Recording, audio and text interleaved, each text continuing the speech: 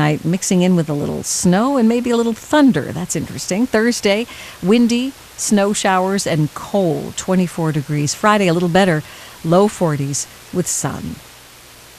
This is from the Serenade for Strings by Josef Suk, with the London Chamber Orchestra. Christopher Warren Green conducts.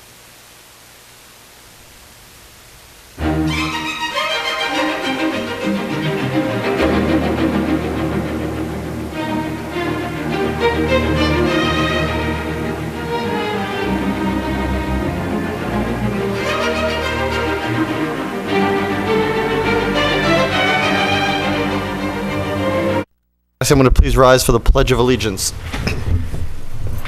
I pledge allegiance to the flag of the United States of America and to the republic for which it stands, one nation, under God, indivisible, with liberty and justice for all. Have any opening public comment from the board this evening? No. A few announcements. First, I want to thank everybody who came out on Friday night to the Are You Smarter Than Our Sixth Graders? It was an excellent evening of fun and for a good cause. 9 teams competed in 3 rounds and a championship round. Kids competed, and it was a lot of good spirit. Teams dressed up with costumes this year and themes, and it was recorded, so it will be shown as soon as the post-production editing is done, and it raised a lot of good money. So thank you to everyone who made it happen and participated in making it a successful event. We do this coming Monday, have the Citizens Party Caucus, Monday, March 17th, 2014, at the Lunenburg Turkey Hill Middle School cafeteria, 7 p.m. The offices to be filled or that are open for this year: Selectmen, 2 of them for 3 years, Board of Health member, 2 for 3 years, a Board of Assessor member for 3 years, Sewer Commissioner for 3 years, School Committee member, 2 of them for 3 years, Park Commissioner for 3 years, Commissioner of Trust Funds for 3 years, Cemetery Commissioner for 3 years, Library Trustees, 2 for 3 years, Planning Board member for 5 years, and Housing Authority member for 5 years. Again, people get nominated at the caucus, and if you win the caucus nomination, you don't have to fill out nomination papers. If you do not get nominated or you do not win the caucus nomination, you can take out papers by going to the town clerk's office and asking for nomination papers. I don't know exactly what the deadline, but it's usually about 8 days after the caucus, and you need 40 registered voter signatures from town. So hopefully we will see everybody there on Monday, March 17th. Committee vacancies, so we're still looking for people for the Personnel Committee. I know we have a few people who filled out talent bank forms, and we will schedule those interviews soon, but if anybody else is interested in serving on the Personnel Committee, please let us know. Also, we have 1 opening on the Historical Commission. So if you are interested in the history of the town, helping preserve that and protect the historical importance of the town and its dwellings and locations, please fill out a talent bank form for that. Any public comment this evening? Good evening. Good evening. Troy Daniels, 94 Main Street. I'll have a copy of my open letter to you after I'm finished. When one runs for public office, they should expect their actions to be public, especially their actions directly related to the office they hold. Every volunteer, elected and appointed official in Massachusetts takes an oath, must sign that they receive a copy of the open meeting law, and take an exam of conflict of interest. All citizens have a right to free speech and to have expectations of our town officials. Politics are often a thankless job, too. In fact, the chairman of the Board of Selectmen made it public that he did not feel I should be thanked for volunteering. While I understand disagreement, I have always had a great deal of difficulty accepting hypocrisy. Week after week, a call has been made for volunteers. Yet, talent bank applications often go unacknowledged with no response. There have been many claims and touts about supporting transparency in local government, too. The problems with the PAC and lack of volunteers did not start with the most recent appointment to the committee. The message that volunteers in Lunenburg must go along with how things have been done for years is prevailing, and part of the problem in recruiting volunteers. I personally find it offensive as a citizen that one or two people can illegally change laws in our town and go unchecked. I find it offensive that board members who pay lip service to transparency in government would take no action and that they would promote business as usual.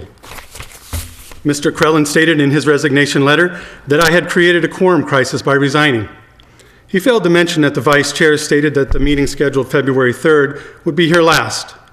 Upon the resignation of the vice chair, the PAC will have one member. The only recorded meeting of the PAC makes it clear the remaining member does not understand the laws that govern the PAC. While making much of criticizing volunteers, Mr. Krellin criticizes volunteers on another body. He states that I had not attended a meeting, illegal as it might have been, so that he might have recommended my appointment. He fails to mention that the PAC did not have the ability to meet or recommend anyone. He fails to mention that the vice chair was refusing to be sworn in, and that even after my appointment, the PAC did not have a quorum. Mr. Krellin's most recent claim of conflict of interest makes it clear that, too, is misunderstood. A true example of a conflict of interest would be a Board of Selectmen member fighting to not eliminate a position at the Board of Health because the Board of Health employee was threatening to bump her daughter from her job. Mr. Sun suggested a tyrannical approach, stating that Lunenburg should get rid of troublemakers. Interestingly, no one has spoken to the actual issues of the complaint. Mr. Sun was in attendance at many of these meetings. There had not been a quorum since May 2011. The chairman scheduled meetings after becoming aware of the quorum issue. Did the PAC violate the open meeting law? Yes. Did the PAC hold illegal meetings that were not posted? Yes. Did the PAC fail to nominate officers annually as required by law? Yes. Did the PAC hold illegal meetings to change the law to suit themselves? Yes. Did they change the law? Yes. Did they fail to post a 14-day notice as required by law? Yes. Did they hold illegal executive sessions? Yes. Did they adopt policies and use town funds with as few as 2 members? Yes. Did they hold meetings as few as 2 members? Yes. Has the PAC failed to provide requested minutes as required by law? Yes. Did the chairman unilaterally make the decision to give the PAC employee a pay raise? Yes. Has the chairman acted outside his authority as provided by law? Yes. The town bylaw charges the PAC with developing important policies for the benefit of everyone in town. They have never done so. Prior to the open meeting law complaint, the Board of Selectmen had not addressed any of these issues or met with the committee they appoint. There is nothing to indicate that this board would have done anything more than add members to ratify. The only change discussed by this board is to change the quorum from 4 to 3 to maintain the status quo. Does none of this matter because they were volunteers? Can all of this be brushed aside because they say it was unintentional? Does any of this indicate a need for a change in the way the PAC operates? Would there really be more volunteers with a status quo? Where were these volunteers before the status quo was challenged? The answer to these questions lie with the Board of Selectmen for now and with voters in the future. I will not discontinue my criticism of these violations merely because a majority accepts it as the way business is done in Lunenburg. I am not seeking thanks. We are well beyond that. I am a citizen and a taxpayer who would like you to do your job. I will continue to use my freedom to complain about officials who persistently trample the rights of citizens and disrespect laws. Thank you. Mr. Alonso? I want to respond to the specific statement relative to my daughter, and I am truly offended. First of all, the first talk about the position of my daughter, I had a conversation one-on-one with the town manager to determine whether or not that position was eligible to be bumped. The discussion that we had, the town manager was not informed that it was eligible to be bumping. It was her understanding that it was not. As soon as I was advised that my daughter's position was eligible under the union for bumping, I immediately recused myself from all discussions relative to the land use boards. So before you make accusations, maybe you need to check your facts and And that seems to be the basis of everything that you have done in this town. You have taken open meeting complaints and complaints about elections. It seems to me, Mr. Daniels, that you need to sit back and understand that working together as a community is the way that you get things done, not to blatantly attack people, which seems to be your MO. Any other comments? Mr. Chairman, I would point out that Mr. Daniels is not the only one that's noticed open meeting law violations. I will be at the end, as part of the open discussion at the end, I'm recommending that we meet with the Park Commission, which is another board that has no agendas or minutes from 2013. The 2012 agendas had no open meeting law agendas that met the requirements. So the fact is, Lunenburg has a problem with how we operate, how we recognize volunteers, and how we comply with the law. Mr. Chairman?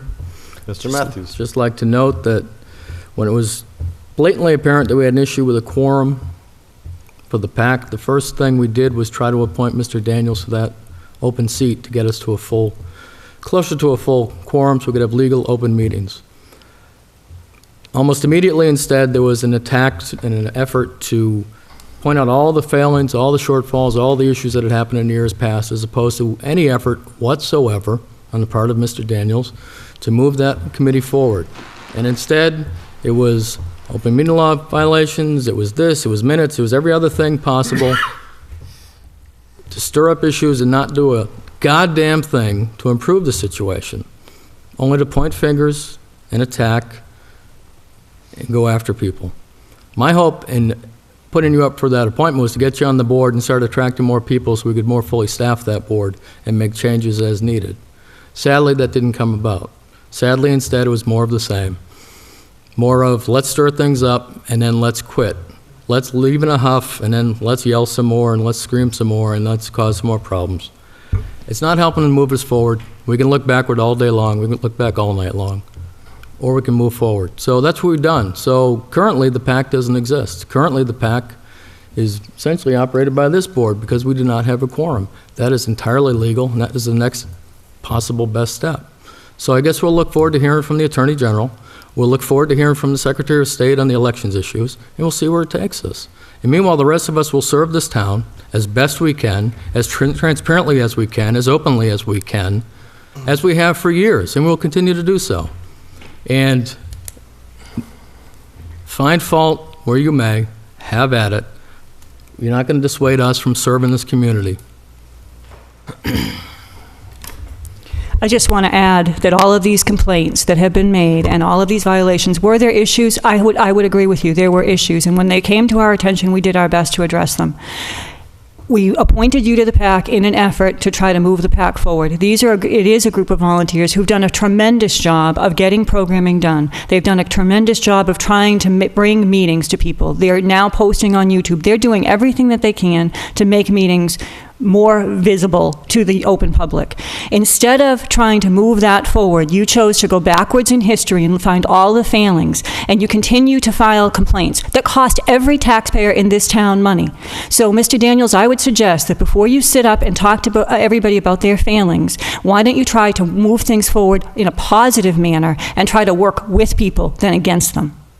Mr. Chairman, it's important to note that it would have been impossible for Mr. Daniels to continue with the PAC with the violations that were going on there.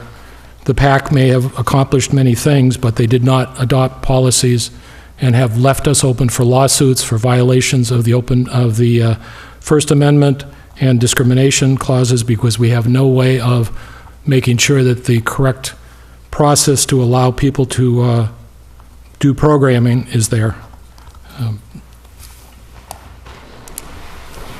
I would like to state that I have no issue with the programming, with the people that work on the programming or the PAC television. My issue is with the committee that runs it and the way it was run. And you say that you appointed me to it so that I could help. However, there was no quorum whenever I was appointed to it. The vice chair was refusing to be appointed or refusing to be sworn in, and there were meetings still being scheduled when I was pointing out we did not have a quorum. We could not have a meeting. I attempted to work with the people, and they did not want to work with me. Thank you.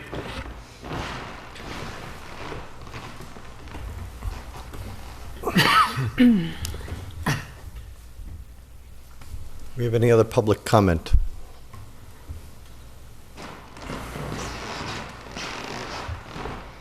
Good evening, everyone. I'm Michelle Beliza. I'm the director of the Boys and Girls Club of Lunenburg, and I'm here tonight to ask your support in proclaiming March 23rd to the 29th Boys and Girls Club Week.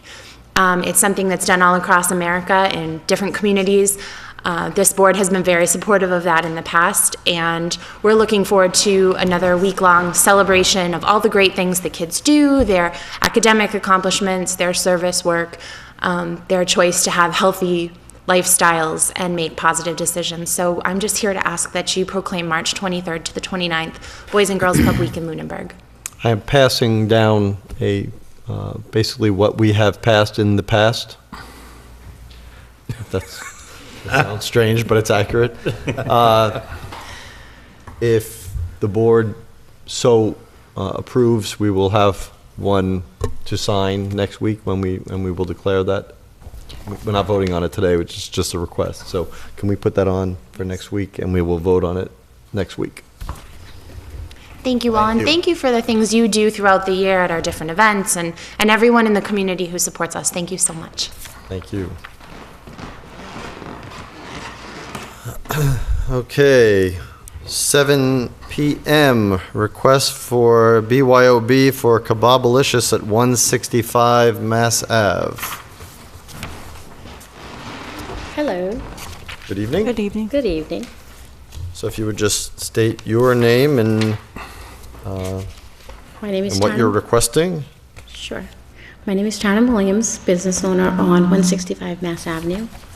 And I'm requesting BYOB for our guests who have asked many times, which I didn't think of it before, but upon their request, I am before you. So basically, this is, I'm asking your request to either allow me to have a BYOB.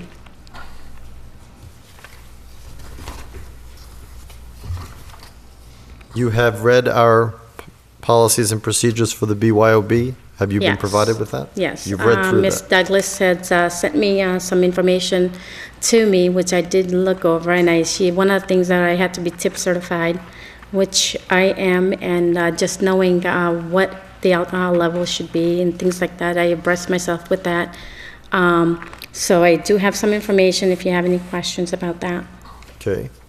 And you know the responsibility that, even though you're not selling or serving it, you know the responsibility that comes with having it Yes. available to be consumed Yes. at your location, okay? Absolutely.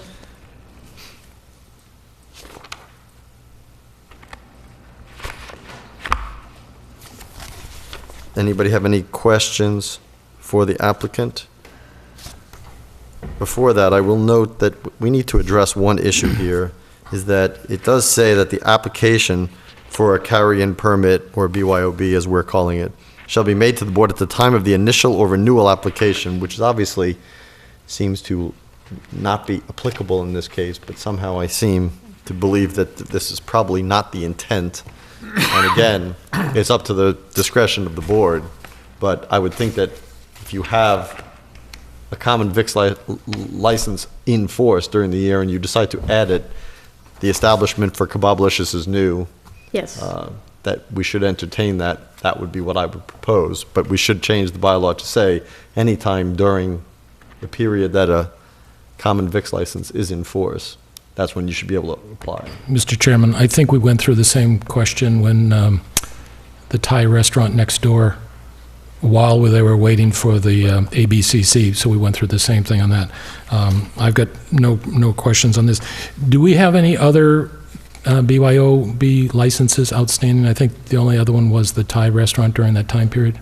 Okay. Right, we There's don't none have that are any, current, we right? don't have any others.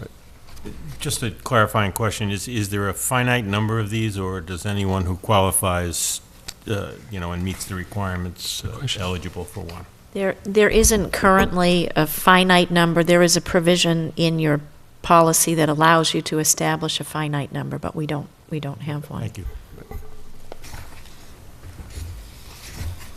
Any further questions? Everybody has seen the application and we have the tip certificate, which is one of the most important parts of this. There being none, any questions for the board? Nope. And I would entertain a motion. I'd move that we approve the request for the BYOB license. I have a second. Second. Any further discussion? All those in favor, please say aye. Aye. Aye. Opposed? None. All right, When- thank you very much. Okay. Good luck. Good luck. Thank you luck. very much. I appreciate it. Mr. Chairman, can we take Brandon out of order? Just Sure. so he doesn't have to wait? Am I free to go now? Yes. Thank you. Yes. Okay, we're going to jump ahead because we have somebody in the audience here who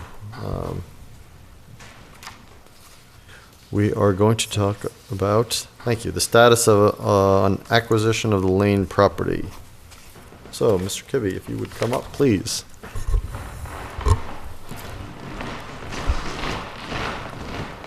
Well, thank you for having me this evening, and I know Paula and I and Toby Bakaiza and JJ Cody from the Conservation Commission have all been working very hard on organizing an open space acquisition that will hopefully be before the town at this upcoming Springtown meeting in early May. And so we are looking at acquiring approximately 168 acres of land off of Holman Street for addition to the large town forest.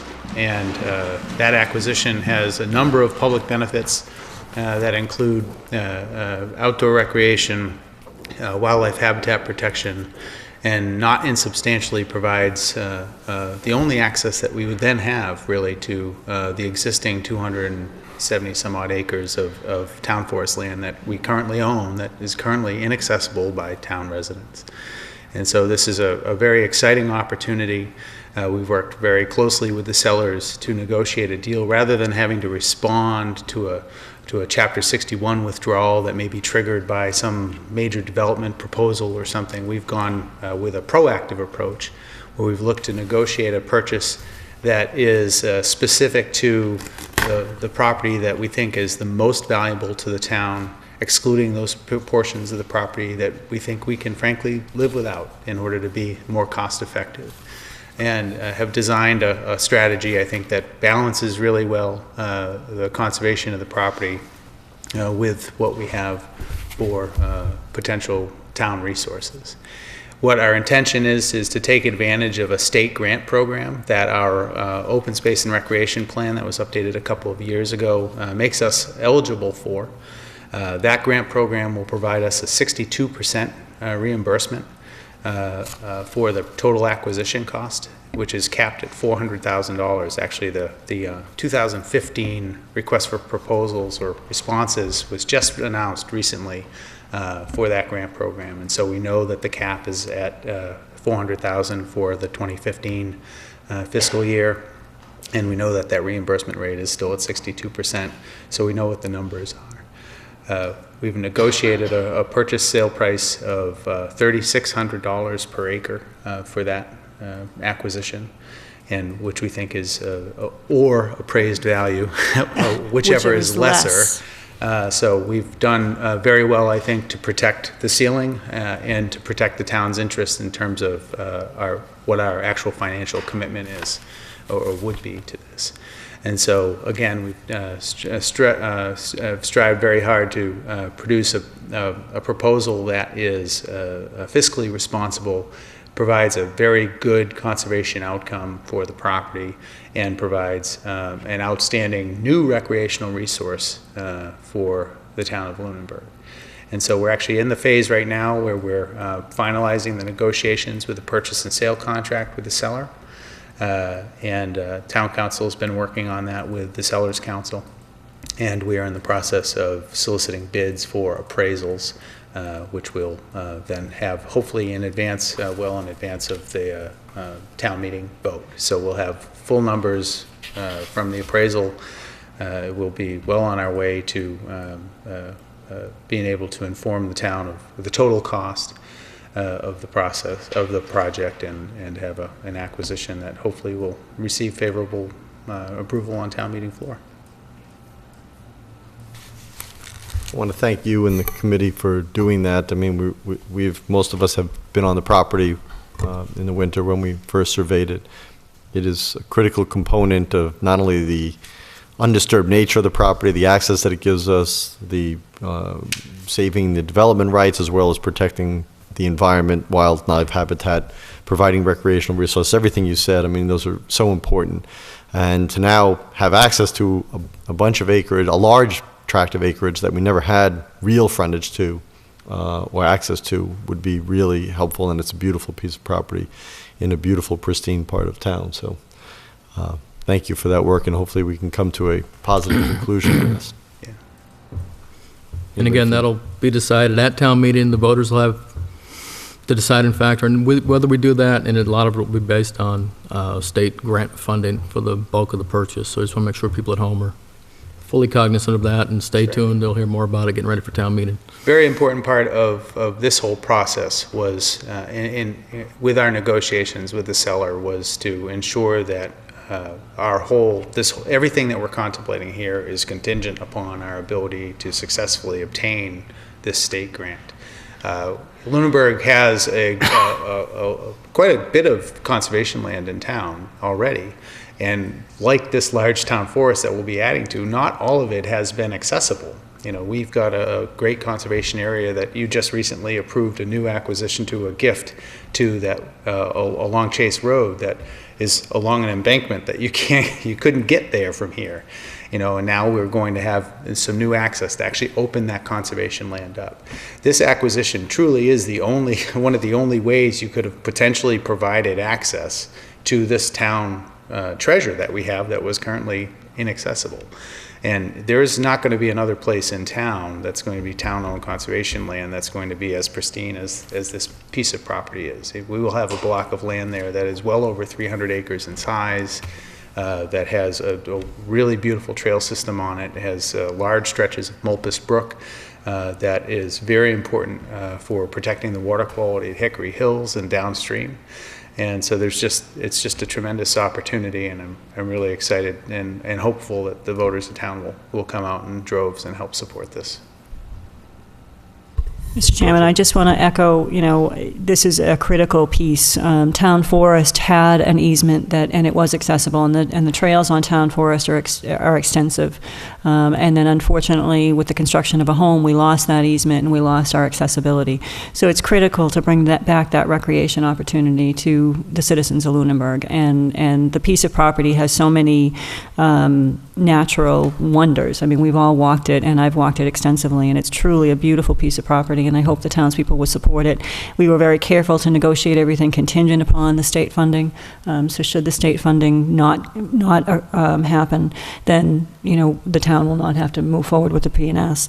And moving forward, it's going to be very important that we start working on the application for the grant. As Mr. Kibbe just said, it was just announced, so it's going to be a very involved application, and I guess I'm asking this board, I think all of us are willing to do some of that work, and whether or not you would like this acquisition group to put together that paperwork, I think all of us are willing to. So if I would see no other better choice. So yeah, I mean, we would look to you who've been working so closely already for that, and of course to the voters of town meeting. There'll be many details to follow. So this is the first, and obviously all of that will be out there, how this will work. And the critical component is that nothing will happen if we don't get the state grant. That's important. We are not looking for the town to afford this on our own. That's right. Just want one quick clarification that Mrs. Bertram said. We lost motor vehicle access in the right-of-way to that property when a home was inadvertently put in the wrong location. We still have a passing pedestrian right-of-way. A footpath, but we lost the parking. We lost the parking. Yes. And a lot of the property, you guys all remember Jerry Hyde, he used to drive up because of, physical limitations and his age, and we lost that. And so the footpath that we have is extremely limited. Exactly. One of the things we fought very hard for in the negotiations with the seller is to make sure that we have not just access, but meaningful access. Those are the words we kept saying, is we want meaningful access, because a trail through somebody's yard has all of the feeling of a private property, and so it's not very welcoming as a public space if that needs to, go between a house or two houses or something. And so what we wanted was meaningful access. In other words, a gateway to town conservation land that really is welcoming to the public. We're grateful that this gateway also happens to be the trailhead to an existing trail system that's on that property. So this is a ready-made park, and will be a tremendous addition. Excellent. Mr. Chairman, the other thing I think, based on the discussion I've heard, is that we are not going for a Prop 2.5 override for this, so this would be within the levy limit, within our operating budget, if whatever we would do. Correct, yes. And that is something, I don't know whether or not the Finance Committee's been apprised of this article, and that's another question that I have. We do need to put together the article for town meeting, obviously. Yep. But, during the budget discussions, as we're currently in, the funding for this is going to have to be determined, and the Finance Committee is going to have to be apprised of, of the potential amount for this piece of property. They'll discuss that on Thursday, March 27th, with the other moneyed articles. Right. Any other questions for Mr. Chibby? Keep up the good work. Great. And thank you very for much. the update. Okay, back to number 1, request for voluntary toll for the Lions Club for May 17th. That would be Election Day, wouldn't it be? Mr. Chairman, 8 a.m. to 2 p.m. And I'm going to recuse myself from this discussion as a member of the Lions Club. Let it show that you have to recuse yourself, but I do. I actually checked with town council. Because I'm a member of the group, and the group benefits financially, I have to recuse myself. okay, I'll go with it. So, I think everybody knows what this is. This is one of their annual boot drive events at the corner of 2A and Lancaster Avenue and Main Street here, and of course, the Whalum intersection with Route 13, Electric Ave, from 8 a.m. to 2 p.m. on Saturday. Do we have a member? No, we have no member. We don't. Have they contacted the police and? They have been in touch with police, fire, and DPW. Okay, and everybody else is okay? They're okay, all three are okay with it? Yes. Okay. I just wanted to make sure that we've checked on not everybody who's doing that, so they know all the rules. They've done it a million times. So unless somebody has some other discussion, I would entertain a motion. Mr. Chairman, just one quick question. We had talked about coming up with written, we haven't done that part yet. We have not. But the Lions Club has done this on a regular basis. They already know all the rules as far as no kids and everything else like that. Nobody under 18, everybody needs to wear either bright colors or like road work style vests, so they're properly seen. I move we approve their request. Do I have a second? Any further discussion? All those in favor, please say aye. Aye. Aye, opposed? None. Just want to, under further discussion, just want to again point out to everyone the great work the Lions Club does in our community. And I applaud them for their efforts and thank them for their time. Okay. Mr. Chairman, just a point on that, apparently they're also requesting the ability to do a bake sale, and to whatever extent we need to approve that, I would suggest that we do. I don't know if that requires a motion or... Well, it requires an agenda item for us to vote on. No, that second request is a bake sale at TCP, and the superintendent has already approved that. I should have mentioned that. That's but okay, yeah. thank you. Okay, item number 2, request to amend the Board of Selectmen Policies and Procedures, Section 2.07, Appointments of the Board of Selectmen. I think everybody should have the text. And since Mr. Yerbesall, you have presented it, if you want to present the wording and open the discussion. Sure. As a result of the discussion at the end of the meeting, the chairman talked about whether we should have a policy or not on that, so I drafted Upon the resignation of or end of term of office for appointees, the Board of Selectmen will send a letter of appreciation for the appointee's service. This shall not apply to appointees whose appointment was terminated by the board. As part of the policies that we adopted last year, we have an extensive discussion about appointments of committees, officials, and various things like that, and talking about how they get through the process. And personally, I think that anyone who serves on any committee should have a letter of appreciation. Certainly those who have longer terms or have done some particularly extensive work on some of the committees certainly would be important to point that out. But I think just as an administrative part, I think we should have just a thank you to anyone who's been appointed by us. So that is before us now. Anybody have any comment or discussion? I guess a couple of comments. I don't know if we're writing a policy manual or an instruction manual at this point. Number one. Number two, I've always felt that thank yous should be heartfelt, sincere, and spontaneous. And I don't necessarily think that having language that enforces a thank you, I think it kind of devalues the thank yous in general. I don't buy into the everyone gets a ribbon outlook, basically. So that's my take on it. Mr. Chairman, I would have to agree that I'm not sure this is an item that needs to be part of the procedures. I think it's at the option of the chair or the board to thank anyone who participates in the town, whether it be on a committee or otherwise. I would agree. I personally also would agree that we thank people for volunteering when we appoint them, almost without question we have in the past. And I think that on an exit thing, I think it really should be the discretion of the board, because otherwise I agree with Mr. Matthews, it would devalue it. If everybody got one, then what would be the point of anybody having one? I also take issue with the fact that I don't know what kind of, this is more of a directive than it is a policy, and I don't know if it qualifies as really warranting a policy as well. So I would not be for the proposed amendment to the procedures of section 2.07 as written. Mr. Chairman?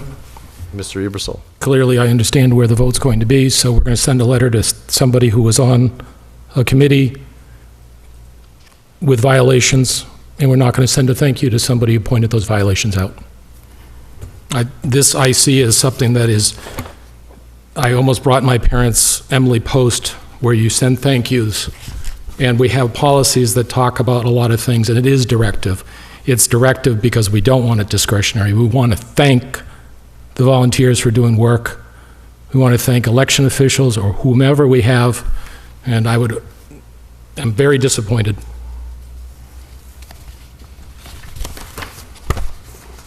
I'm assuming I don't need to make a motion if there's not going to be anyone to make a second.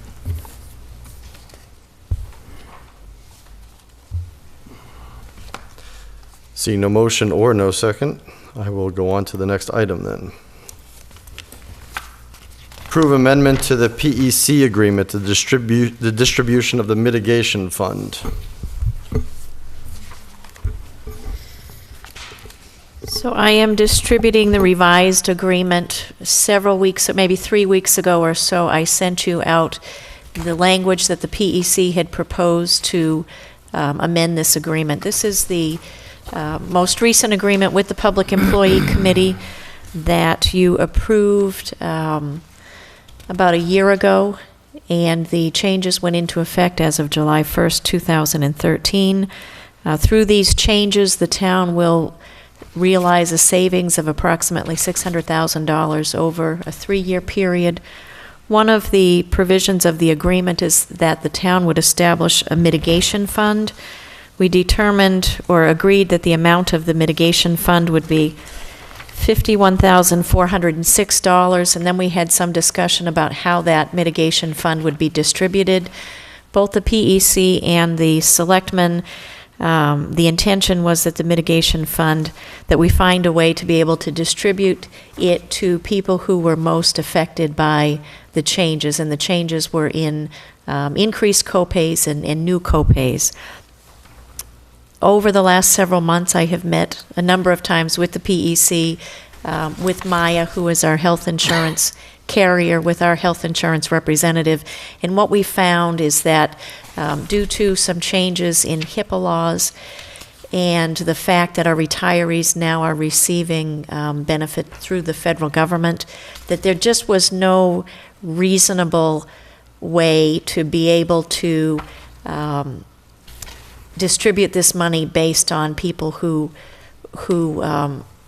were most impacted. We'd have to have people turn in receipts, and something like this was set up in another community. Our health insurance advisor was aware of this, and that's why we proposed it initially, but the changes in the HIPAA law since that community implemented and went through this process and now make it almost impossible for us to do this. So what the committee came back at was that they would like to see this money distributed in a premium holiday. They would like to see it distributed based on the enrollment as of June 30, 2013. And they would like to see that individual subscribers receive one amount and families receive double that amount.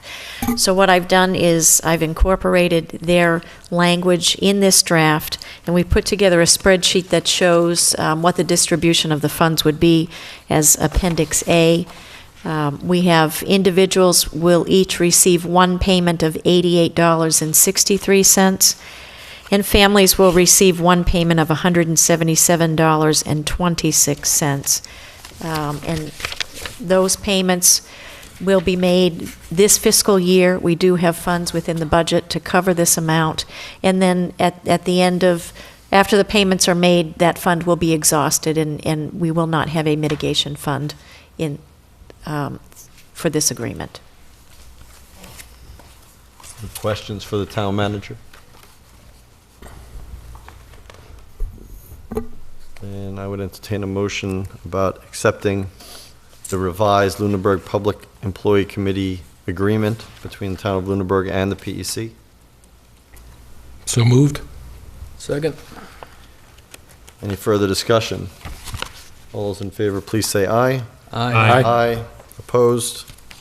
None. Do you have an? So I would like to have 3 originals, so if Right, you can have 3 of you one. could, well, you know what, I don't know how many people want. I have a couple here.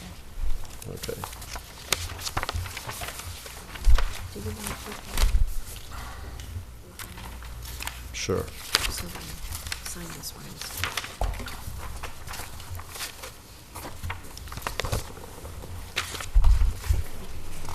Why don't I leave it open for you? How about that? That would be good. And Sorry. again, to highlight this for people at home, this is a one-time deal. This mitigation fund was set up when we changed our plan design as part of the negotiation with the PEC, so we're one and done.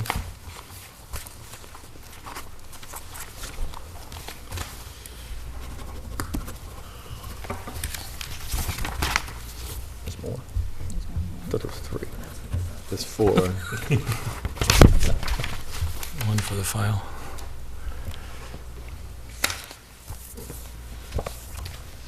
Next item is discussion of a list of legislative priorities to forward to our legislative delegation.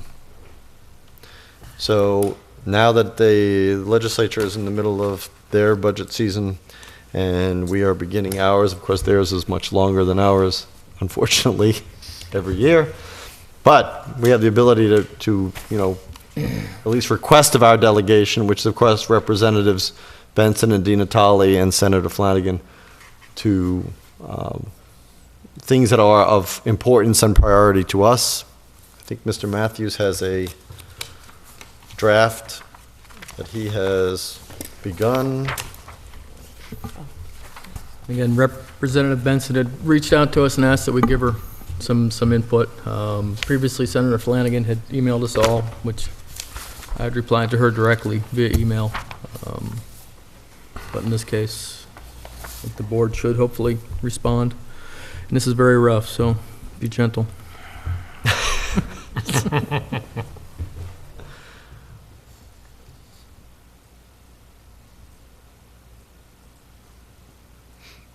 Well, having read this, I think the two things that really stand out for me is certainly I wish the legislature would discontinue the deflection of lottery fund monies. That again, by directive, by putting the lottery fund in there, was supposed to all go to education, that somewhere along the line got, diverted, sometimes largely diverted to non-education. And then the other one, of course, is the getting the Chapter 90 monies both up and to really work hard with the governor's office to get any funds that were allocated there released by the governor with the bond bills. I would also add one thing: if we can put the IT bond bill, we really want that passed. That's the next $40 million to be put toward the last mile after the mass broadband, after the backbone is now complete. So that was earmarked for that. So the IT bond bill is the one thing I would add to this. Otherwise, I fully support this letter. And since you've come this far, I would ask that you continue to finish the letter, and we can all sign it as a board. Well, it needs to be in the 14th, so we're kind of up against the deadlines. Okay. So I would move that we authorize Mr. Matthews to complete this draft with the addition of the IT bond. Second. All in favor? Aye. Aye. Opposed? If you want, you can say that it's from the board. If you would prefer that I sign it as chair, that I can sign it. it would probably It's really be up to best if it came from the chair Okay. for us. Would recommend. Yep. Can I add one just piece of information? I had a meeting with the superintendent this afternoon, and regarding special education costs, I was really surprised when she gave me the latest statistics. Special education costs for fiscal 14 in Lunenburg, $2.2 million, and the circuit breaker payment is $700,000. The circuit breaker is meant to cover extraordinary special education costs. It kicks in after $50,000 worth of expenses, and it's supposed to pay 75% above that. So, I mean, you can see that you don't need a calculator to know that that math's not working. So that, I don't know if you want to add that detail in. I think sometimes it's good for them to have some If you can specific provide that data. detail in an email so he can put it in, that'd be great. And the only thing I would say is address this to all the three representatives. Okay. That way you only have one letter and we'll just send 3 copies. Okay. I would take out the blah, blah, blah, too. That's the best part. Just the stylistic note. Thank you for doing that. Sure. I think that, does anybody have anything else they'd like to put on this? Okay.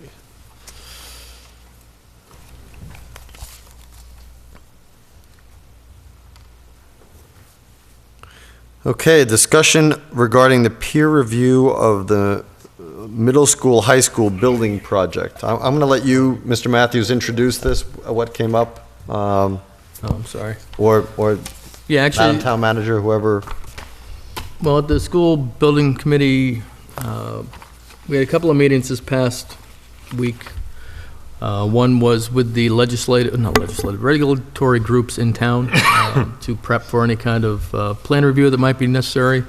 So that included, the planning board chair was there, the building inspector was there, DPW, fire, and police, and just going through the plans. And the discussion came up as to whether or not the school project needed to go through a plan review with the planning board or ZBA. And it was noted by the building inspector that school projects are exempt from any plan reviews, any at all. So there was some discussion if, perhaps we would have as a courtesy and/or as a second set of eyes to look at it. We had a brief discussion, my concern being that we're already paying an engineer, this is our engineer, and an OPM and designer and construction manager. If we go through a plan review, and if we do a peer review, we're at risk of paying an engineer to review the plans of the engineer we're already paying. And I'm not sure if that makes sense. It was noted that, generally speaking, these engineering firms will do these pro bono. It seems like a pretty large project to ask someone to do pro bono. And maybe they would do it, maybe they wouldn't. I guess the next concern is then, are we establishing a debt, if you will? Because there's no such thing as a free lunch in business. And if an engineer is reviewing plans for the town this week, and then they're back in front of the planning board a week later, or another board or whatever, for a developer, I worry sometimes about if we're creating any expectation. And I'm sure that, not to cast aspersions on any of the boards involved, because I'm sure they would do everything not to have that happen, but it's just a concern. So I guess from my perspective, I just want a clarity from town council if indeed we were 100% not having to do a plan review, and then discussion here, if it would be us that would request to go in, or the school building committee, if we decide to go forward with it. So the first question I would ask of the town manager is, do we have an opinion from town council whether one is required?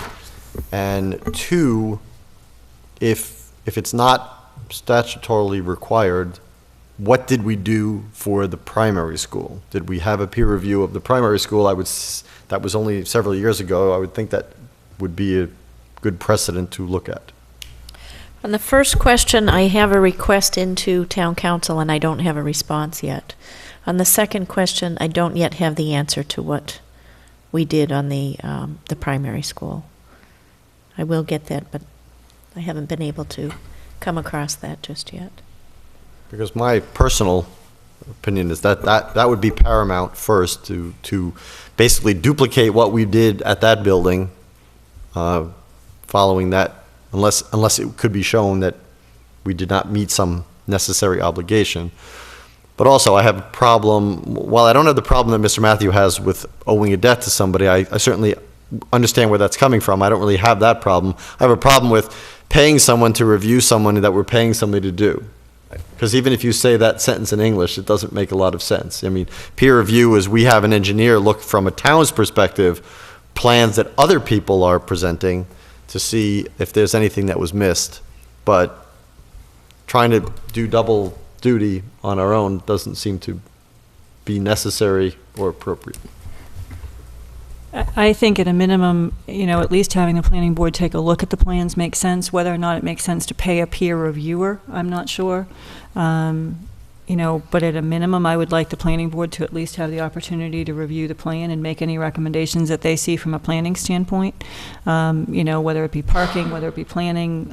We've talked a lot about separating the Passios building and the building reuse is recommending that we sell that property. One of the concerns that I have, and I've talked to the building inspector, is and the DPW director, and I wanted to ask Mr. Matthews, one of the questions that came up during that meeting, I understand, was the roadway and the size of the roadway. And, public safety was looking for a wider road than a driveway per se. And one of the questions that I have in my mind is, if we were to widen the road, does that open up possibilities for the Passios building beyond being a building in close proximity or part of a school campus, if there's a separation of a roadway? There's, just to jump into that, there's a very small section of the road, when it was all sorted through, that would maybe need widening between lots. So it's minor. It's very, very minor, insignificant. So it wouldn't have an impact. That's one of the questions I have, but that's one of the reasons I'd like the planning board, I'd like to have the feedback from the other boards on, the plan.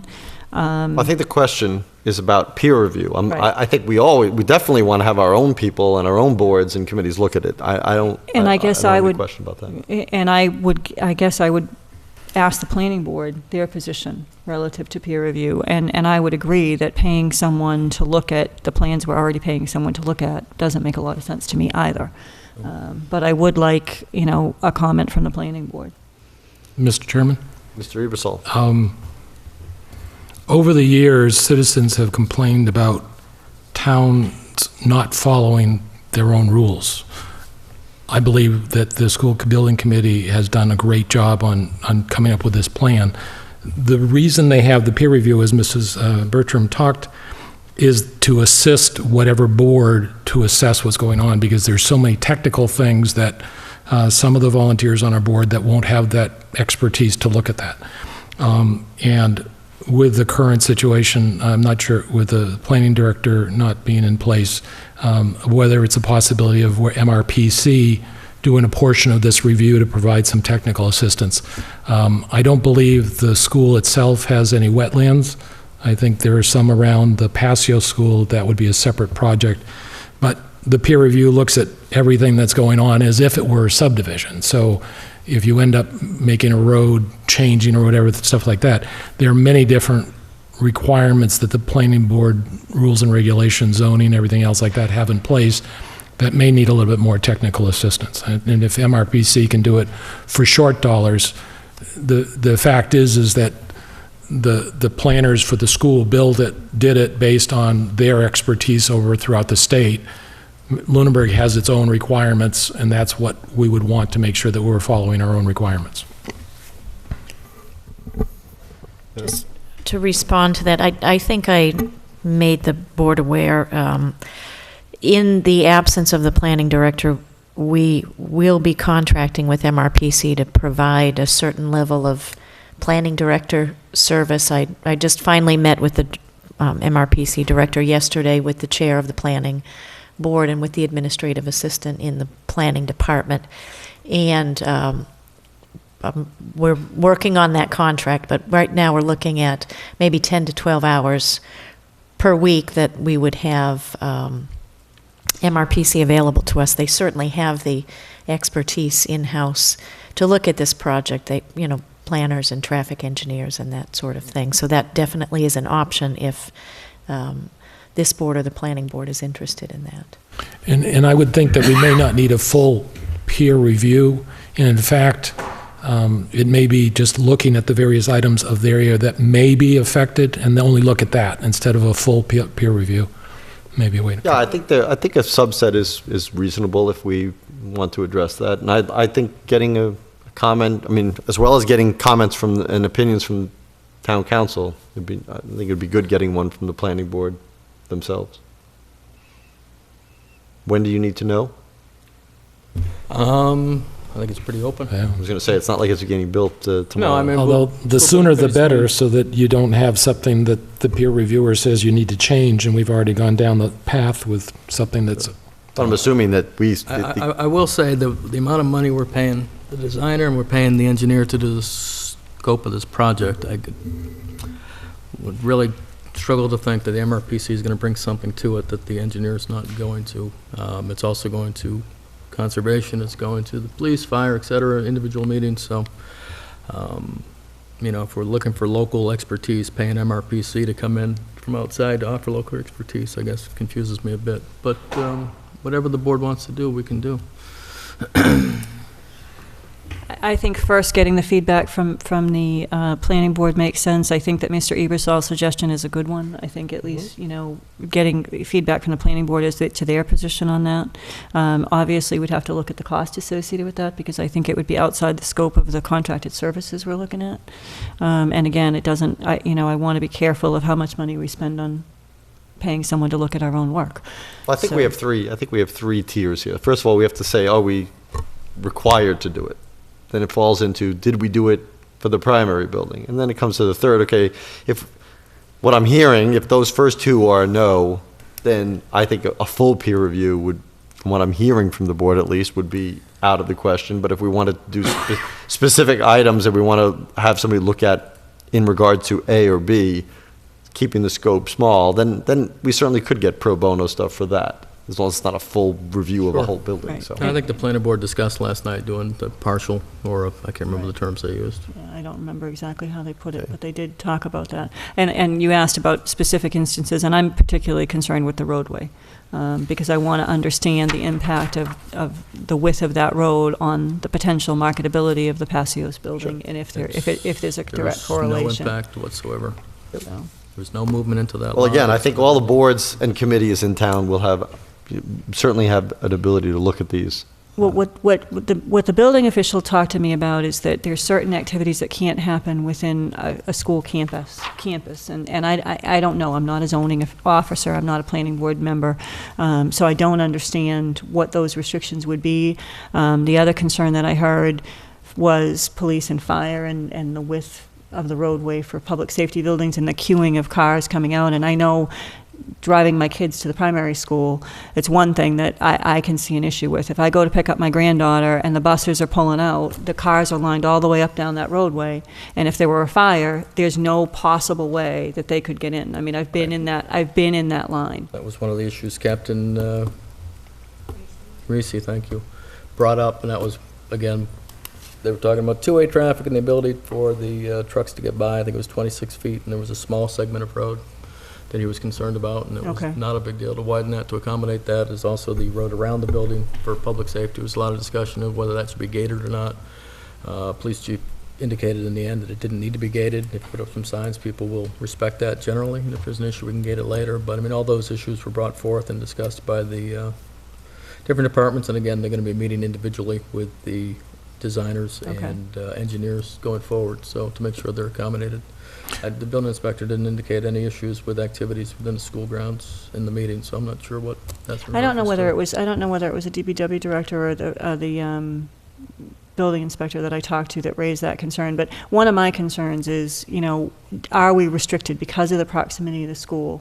And I don't know, but are we restricted on the type of establishments that could be put there? And what I talked about, and I graduated from North Middlesex, and directly across the street was always a restaurant, whether it be, now it's Bailey's. Never mind what year.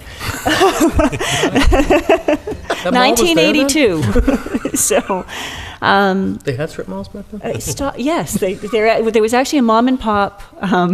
There was a mom and pop restaurant right across the street that was a wonderful asset to the school community, because as a junior and senior in high school, we would go across the street. We would get our breakfast there during free study. We would go get food. I mean, it was a phenomenal business. And when that mom and pop went away and the strip mall went in, because no, it wasn't a strip mall back then, back in the old days, but there's that same schematic, and if there is... Take out the water troughs. Right, Dave. But I just think it's something, if we can do something like that there, I think, but I want to make sure that we... Separate from the school project. Right, but what I want to understand is that if we do it as a driveway per se versus a roadway, does that change? And I don't know. It's a question that I have in my mind, because I know that, typically you can't have a liquor license within X proximity of a school. Yeah. But obviously at North Middlesex, they've got a restaurant with a liquor license directly across the street. So and that's not necessarily a new building. Bailey's has been it's changed hands over and over, and the liquor license has changed over and over. So I want to understand how they got through that, and was it because of the fact that 119 is there? Is it because of the width of the roadway? I don't know. They're questions that I have in my mind. Okay, I think Mr. we've Chairman, diverted way off But this you asked about subject. concerns, and that's one of the concerns. I asked about concerns about peer review, not about the actual project. Right. Well, but that's one of the things that I would like for the peer reviewer or the planning board to take a look at. Okay. Mr. Toll. I just wanted to state that the Building Reuse Committee is very much aware of the questions we need to ask before we begin to even determine what's marketable and what potential market we can address. And the first step is for the new school building to establish their borders and their roads and what they're going to do through their engineering drawings. And as a result of seeing that, finally, we'll then see what else is left, what the town owns, and what we should begin to look at disposing or reusing. And very much aware of the restrictions, or at least where we have to find out where the restrictions are relative to how far from a school, how far from a church, how far from the center of town. In fact, there's a whole zoning center town discussion that needs to occur as well. Right. And I guess all I'm saying is, rather than waiting till the plan's final complete, if there are minor modifications, obviously if it's a full overhaul of the plan, it doesn't make sense. But if there are minor modifications that can be done during the planning process that we can incorporate into the design that would increase the marketability of that building or that property, it makes sense to do it from a town perspective, this is all I'm saying. It doesn't make sense to go back and re-engineer it when it's all done.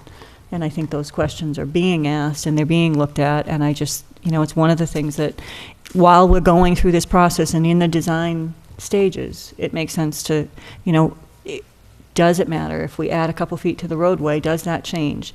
If we shift the roadway, does that change?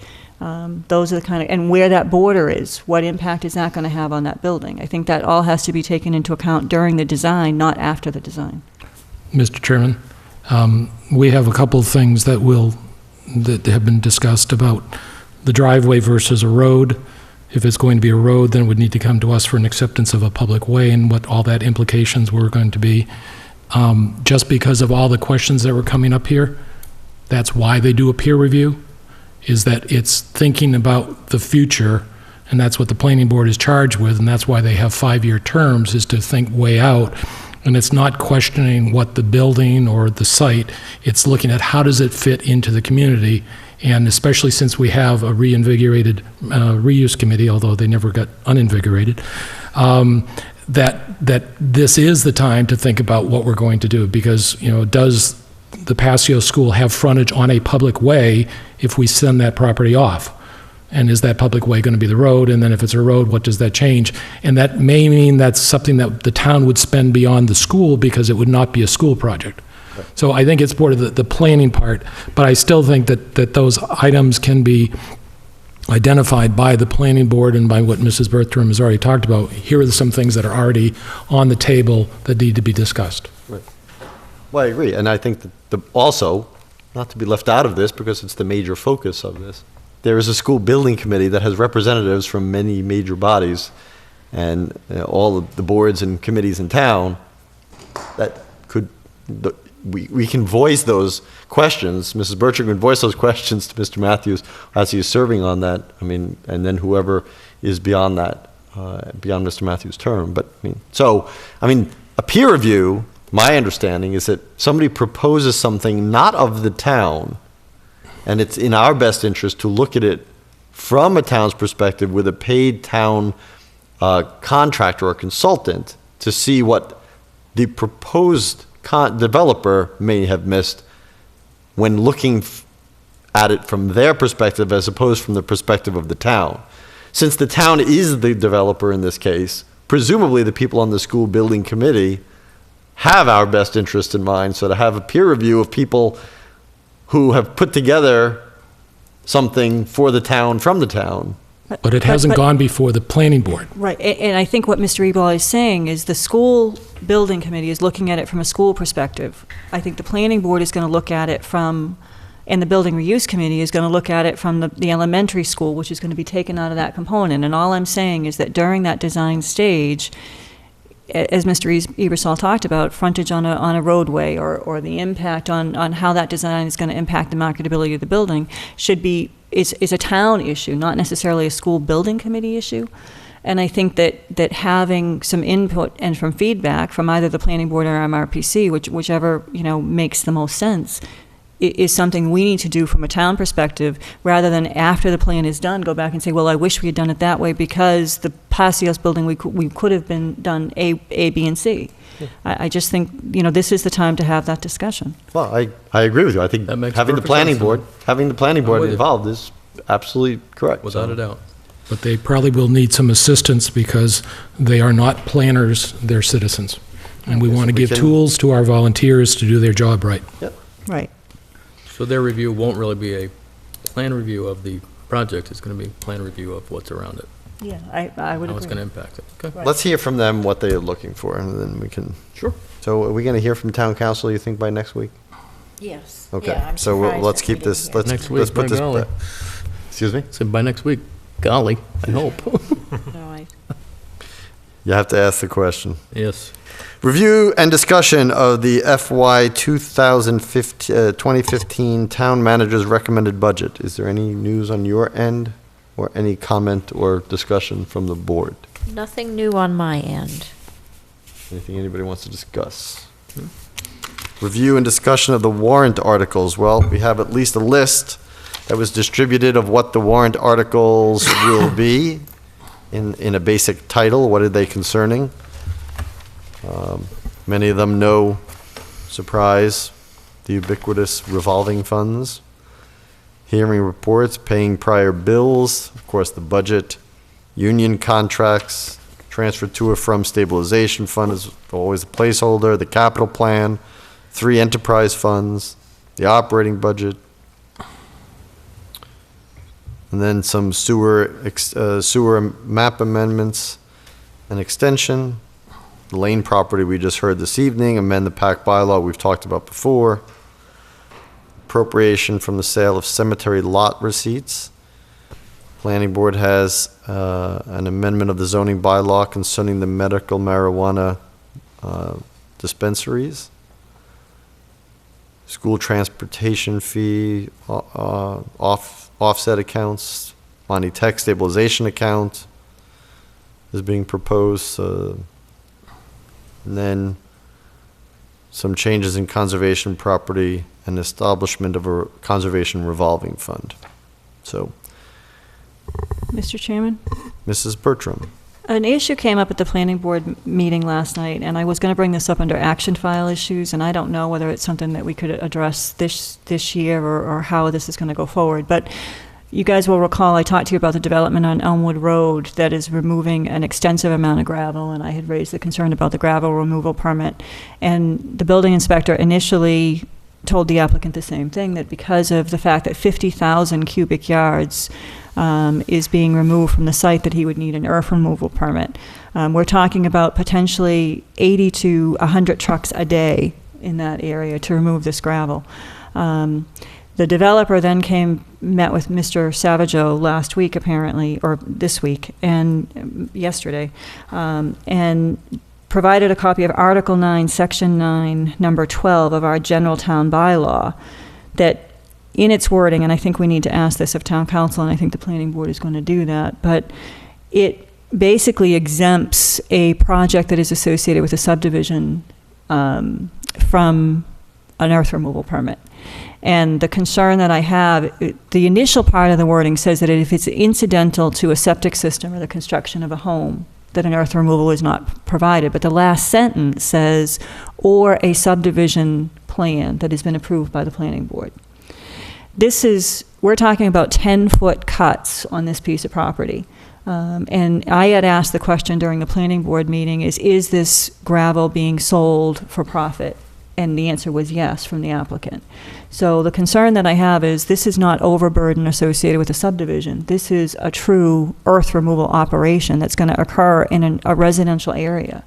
And we have the way the bylaw is written, and I think I think we need clarification from town council, because I read it as when it talks about incidental, I would take that to the subdivision component as well. But I had a conversation with Mr. Savageau today, and it's questionable as to whether or not it is incidental. And, you know, Toby Bacasa last night said his understanding of the way that's worded is that they're talking about overburden for construction of a road or for construction of the homes. They're not talking about 50,000 cubic yards of gravel being removed from a piece of property. So this is an issue that I think we need to address. And, you know, in talking to Mike today, he said even if you just strike that last sentence from the general bylaw so that we don't run into this again, it might make sense. And the planning board, and I did check today, the planning board has not issued their findings and directives on this project, and whether or not it's possible for them to incorporate it into their findings and directives to require an earth removal permit. I don't know, but that's something that the planning board, they did say last night that they were going to look into. But this is a true earth removal operation. Our earth removal bylaw says that if you're removing more than 10 yards of material, you need an earth removal permit. We're talking about 50,000 cubic yards. Yeah, I would, well, till we get a determination from town council, I would say that there may be a loophole we want to close. Exactly. Has town council been asked that question? No, this just came up last night. Will the planning board be asking that, or should we be asking? Well, the earth removal, the general bylaw and the earth removal is under our jurisdiction, not the planning board's. I would suggest that we ask town manager to contact town council. I'll do that tomorrow. And I would hope that if it's not something we can fix for this development, we can at least, in their directives, that they include verbiage from our earth removal permit bylaws or That's what I'm hoping. instructions, because we don't want people running trucks in and out of there, 6, 7 a.m.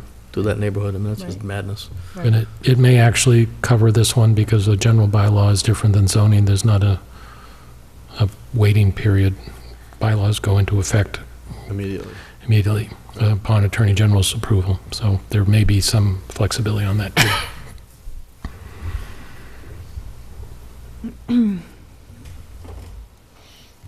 Any So it questions about the proposed warrant articles? Well, we may want to add that. Okay, well, So- it's still open for a little bit, right? The warrant is open until 4 p.m. on Monday, March 24th. Okay, so we still have a week, so if we find out that, And could I just ask Paula if she could repeat the citation on that? Article 9, Section 9, Number 12 of the General Town Bylaw. Okay, thank you. okay, minutes. One set.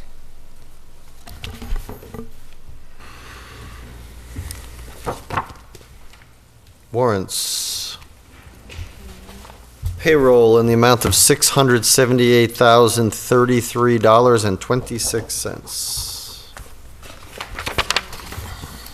Payroll deduction warrant in the amount of $513,932.39. And accounts payable in the amount of $370,788.15.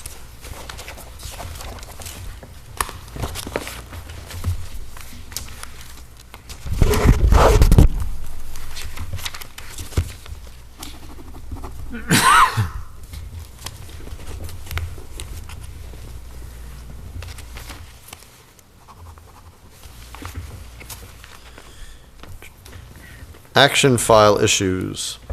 I had one. We received, I think all of us received, an email or letter from a citizen who requires assistance, transportation assistance getting to his job in Fitchburg. He is unable to have a license due to some disabilities and is requesting us to investigate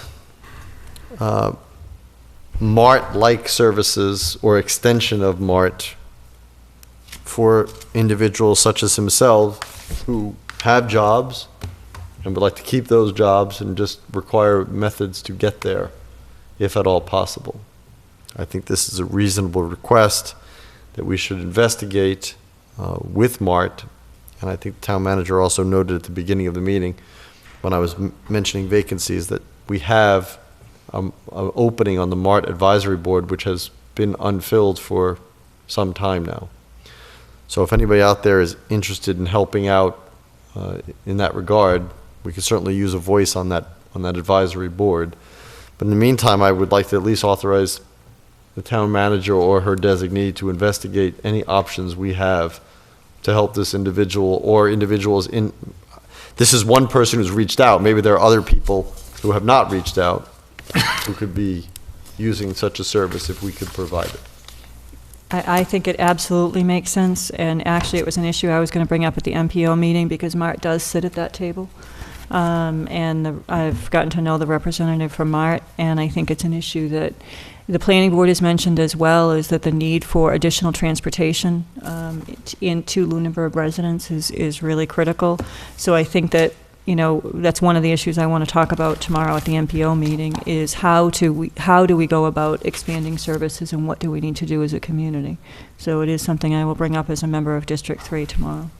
Thank you. That would be greatly appreciated. And if we could send back at least an email that we are looking into that. I did leave a voicemail message. Thank you. Any other action file issues from the board? Yes, I do. I had a couple questions on the website, and specific to the posting of when the warrant's open. I didn't remember when the warrant was open until, so I actually went on the website to try to find it and couldn't. So I think if we could post to citizens when the warrant is open, when it closes, and what the process is to get an article on the warrant, I think is important. Additionally, I know that the budget presentation is available on YouTube, but I don't see anything on our page or under the Board of Selectmen or Finance Committee relative to the draft budget that we're all talking about. It's on the home page on the right-hand side. Okay. There is both the presentation and the document. And I put okay. it there just because I think it's easier than to think, oh, I need to go to the Selectmen or the Finance Committee. Okay, so I was looking in the wrong place, I think so putting thank the you. schedule of what we use, of what the agenda is when it opens, closes, if we could post that as a PDF, that would be helpful to Mrs. Bertram's point, and I would agree with that point. And the only other thing that I had is on the page, and this is just a minor thing, but if you go to, there's one section under Board of Selectmen that is correct, that has, Tom as chair and me as vice chair and the members, and then if you go to another section under Board of Selectmen, it's incorrect. And the names are not correct, so if we could look Dave at is still that. chair? Yeah, so if we could correct that, and also, I get the angry letters. Dave takes care of that page, by the way. yeah. So there's Let just, go. because I was looking all over the place under the Board of Selectmen for the warrant, I didn't really look at the homepage, so that's, if that data's there, that's great. And then, there's a heading under meetings and agendas, and I haven't gone to the website a lot. And so, it was just in looking for this information about when the warrant closed. There's a section under meetings and agenda that you can go on, right on the toolbar on the left, that you can go to any board and you can pull up the meetings or the agendas. But then there's also that tab under the Board of Selectmen page. But if you click on it, there's only one meeting minutes from 2010, and none of the others are listed. So they're available, but I think it would be cleaner if we just got rid of that link on our page to minutes and agendas, which only shows minutes from 2010. Well, I would ask, again, at some point that this board reconsider or at least revisit, not reconsider, because it's not like we turned it down. For many years, I've asked that we establish, I don't even care at this point if it's an ad hoc website committee. We have enough people in this town who are very tech savvy, and if we could just charge them by that would be their job. Go through it, remove redundancy, because every time there's a redundant page that doesn't link to the same exact page, then there's just another place to change data, there's another place that somebody forgets, and those should all be closed. If you go to meetings and agendas, and the Board of Selectmen is listed there, it should be the same exact page as if you go to the Board of Selectmen and look at meetings and agendas under there. Exactly. That's what it's supposed to be designed as, and I think obviously we don't have somebody whose full-time job is the website, and we need a committee that can bring these simple things to them. I think we included this as part of the goal setting, and I actually think Yeah, I turned it over to the town manager to work with the IT director. Right. And if we need a committee, I'm more than happy for a Right, committee. right. I think part of it was talking about redesigning the website and part of that whole process. Next month, we need to review where we are in this quarter's worth of goals anyway, so I think that'd be a good time to review that at that point. And I think the thing that Mrs. Bertram talked about, that the fiscal 15 budget is 3 items down from on the right-hand side, so it's 2012 so it may be just a reordering of seeing it. Yep. Okay, because I missed it. Yeah, you have to go further down. And I didn't go further down, so that's how I missed it. So this would be a good time for me to give a plug that one of the items in the fiscal 15 budget is to restore some of the hours in IT that have been cut over the years. We have right now two full-time equivalents to manage all IT needs and the website for the town and the school. We are busting at the seams. It's somewhat embarrassing for me to sit up here and listen to these picky little things, which I think need to be pointed out because they need to be corrected. And it's exactly what Mr. Alonso said, where things are not, we have the same information coming from 2 different places. And the best way is if somebody sends a link, then I know what needs to be corrected, because I'll go in where I think it is and it's not there. And I do wish we did more with the website, but I hope people understand the number of personnel that have been cut from our staff. Over the years, it makes it very difficult to keep up with even these little things. And whether it's a committee or it's a few more IT hours, we definitely need to do something. Mr. Chairman, just one other item on the action file, just the status of the gas station in the center of town. Just not expecting necessarily report it because you've been working on a lot of other items, but just to keep that on the agenda. Committee reports, Board of Health. No report. That's been a quiet season. Building Reuse Committee.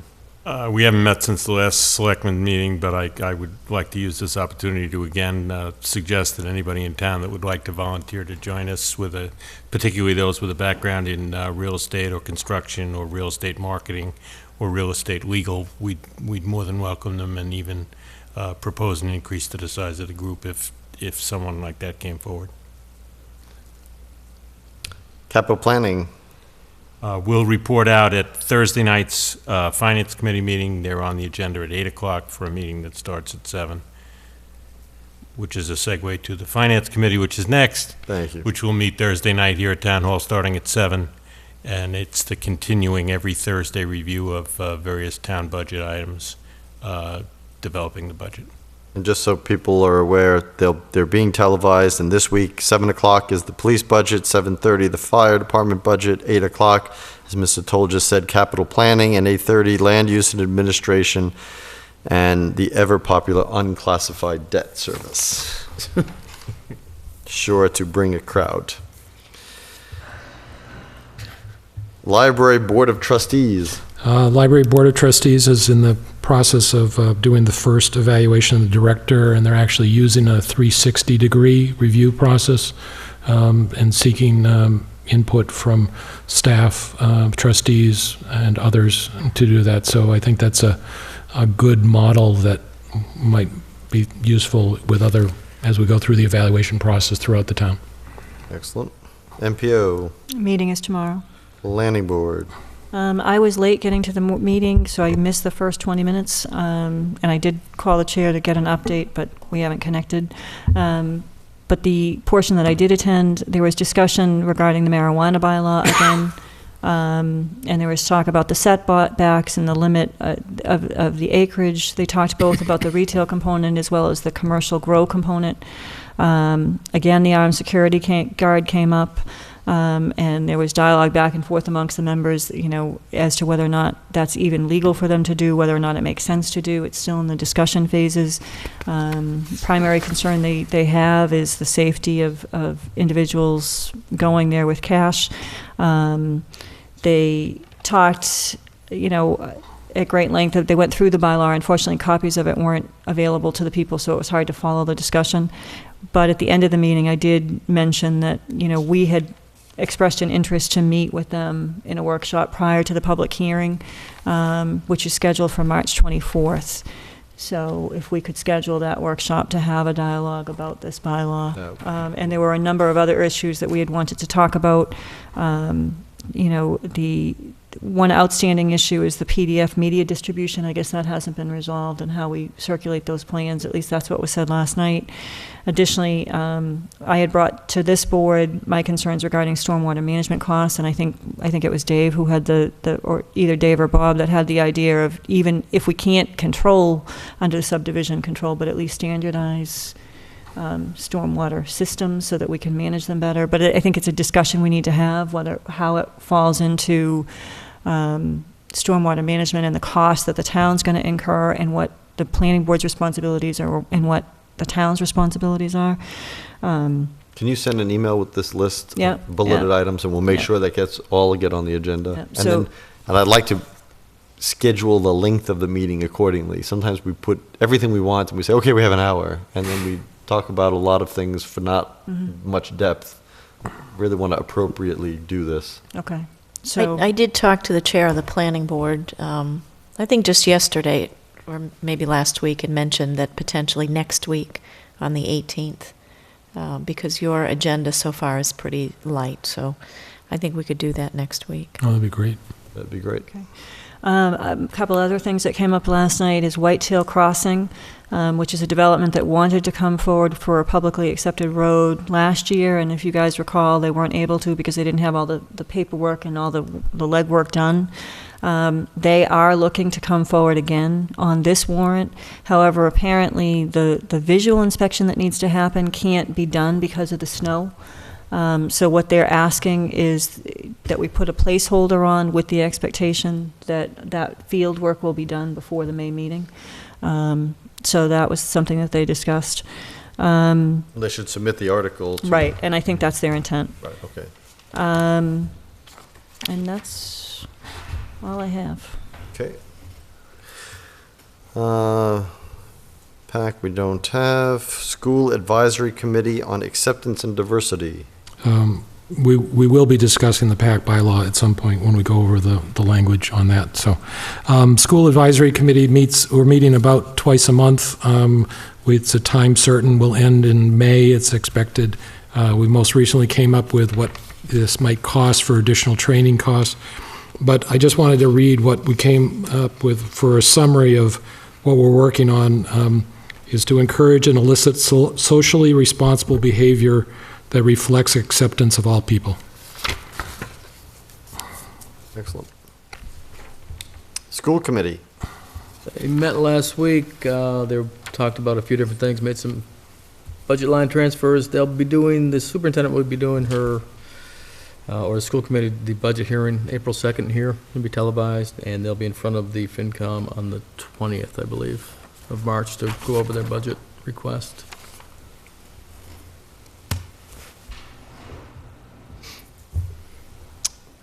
School Building Committee. We'll be meeting again tomorrow. As discussed, previously we had some meetings last week, landscape and regulatory prep. The building bid packages will be going out in September. They're expected back November, December, the beginning of them. We'll start seeing construction, the field in front of TC Passios in the high school will start being upgraded in July. And the idea there being that we'll have a field that can be used by the various teams and whatnot to minimize busing kids out of town to rented fields. So that'll be upgraded first, and then we'll start seeing some construction out back, so. Excellent. Sewer Commission. Sewer Commission is actually meeting tonight. One of the things that they're focusing on is infiltration and inflow reduction, and focusing on the Whalum area, which has some of the oldest pipes leading from houses to the mains. And then, as was mentioned earlier, there's placeholders in the warrant for Sunset and possibly Pratt and Rennie Street, depending on whether they have sufficient returns from the residents to add that. And as we discussed last week when the IT director was here about mass broadband, I did have that conference call on Thursday. Our IT director, Steve Malandrinos, joined me on that conference call where I did pose exactly the question that I said. And I have since sent them, they wanted an email. I sent an email to a gentleman at masstech.org who's part of the state organization who's helping oversee this. And Axia is the company that Mass Broadband brought in to oversee the maintenance and the undergoing maintenance and service. So basically, they have taken it over. And I've asked them to review the numbers that Mr. Malandrinos gave us as far as why they were so outlandishly expensive for lesser service. And if we go and improve our service, it gets astronomical. I asked them to provide, since it's a publicly built backbone infrastructure, I said I would like to know what the wholesale prices that are being offered for bandwidth to any service provider who wants to get on that backbone. So I have not heard, I sent that out on Saturday. I have not heard back yet. I assume I will hear back sometime within the week, at least that they're working on. I haven't heard anything yet. But I made it quite the point that if the point of the backbone was to provide service for those towns that have no service or are underserviced, having these prices leaves them, sure, now you have it technically, but you still can't afford it, so you still don't have service. And that we acknowledge that as more people, as more service providers get involved in the program, that competition should, by rights, bring the cost down. But of course, we will see what happens for real. So I just think that there should have been some regulations and some caps on this to prevent anybody who may be the only game in town in some areas. We have Comcast already, so we're not in the boat that some of the people in the western part of the state are. But if we were, you'd kind of be hostage to either continue to have nothing or pay a huge price. So I will report back to this board when I hear a response from those two gentlemen. Town manager reports or department reports. I have one report, an update on the snow and ice activity for the current fiscal year. I wanted to advise you and members of the public that as a matter of routine, we provide or make available sand and salt to residents who pick that up at DPW. We've been doing this for a number of years. We have suspended that program right now because our supply is low enough that we don't feel that we have the materials to offer and are not sure when we could get materials. So hopefully that isn't going to be too big of an inconvenience. I'm hoping that we're about at the end of the season. I guess we'll see tomorrow night. But we are not able to provide materials at this point in time. So for the expenditures for the current fiscal year, you will recall that we have an appropriation of $250,500. Our expenditures year-to-date that we've actually paid are $340,687. We have another $712 worth of expenses that have been incurred but not yet billed or not yet paid, bringing our total estimated expense for the current fiscal year to $461,399, which is just under $211,000 over what our appropriation is. I think you've probably heard me say I'd start losing sleep after $200,000, and the reason I picked $200,000 is the combination of the savings within the health insurance because of the retirees and that $50,000 that we have in the reserve fund that nobody has spoken for yet. And typically, when we get to the end of the year, if there's reserve fund left over, I ask the Finance Committee to authorize that snow and ice as an expenditure for that. So we're really at the point where this is of concern. I don't believe that we will have additional funds within the existing appropriation to cover anything over and above what we have, and hopefully we can do 210. That's a little bit higher than what I had originally estimated. We do have free cash, certified free cash that is available. The fiscal 15 budget calls for an appropriation of, I believe, $74,000 of that free cash to put back into stabilization fund to keep that at the 5% level. I believe if we followed that model, we would have, I think, $150,000 or $160,000 in free cash that would be available. So I do have, as a placeholder, a fiscal 14 budget adjustment article because I anticipate that we will need to be doing an additional appropriation of free cash to cover whatever amount we go over and above what we can fund within the existing appropriation. So there's a detailed list of what the outstanding expenses are. We have had some repairs that we needed to make to various vehicles that were had mostly mechanical problems as a result of just performing snow and ice operations. Mr. Toll. Yes, just a clarifying question of the town manager. Does the suspension of the sand thing include the program that's been publicized for the seniors that connects with the fire department? That's a good question. Yeah, because that was mentioned both in the paper and at the director's presentation last week, and I just wanted to be clear on that. Yeah, so, in hardship cases, we obviously will make something available, but the suspension is meant to cover all of our all of the materials that we give out free of charge. One of the things I know that, or I believe that we don't have in place, and maybe we should, is with that program, which I think is a good program, is to establish limits. We don't want people backing up and filling up a pickup truck full of sand, but people should have access to things to sand their walks and parts of their driveway. I just think that we should make common sense guidelines available, just so people aren't abusing it. Mr. Chairman, I think the thing I was referring to is that The thing that impressed me, I guess, about the program that was mentioned by the director is that it gave the fire department an opportunity to visit with certain seniors and check their fire alarms and CO2 alarms, et cetera, and I thought that was a valuable program. Oh, no, I 100% agree with you. My comment was about just the program for the public. I understand. I think it's good to know whether or not that's been suspended, and if not, I would support any measure that says we should not suspend sand delivery to seniors. Thank you.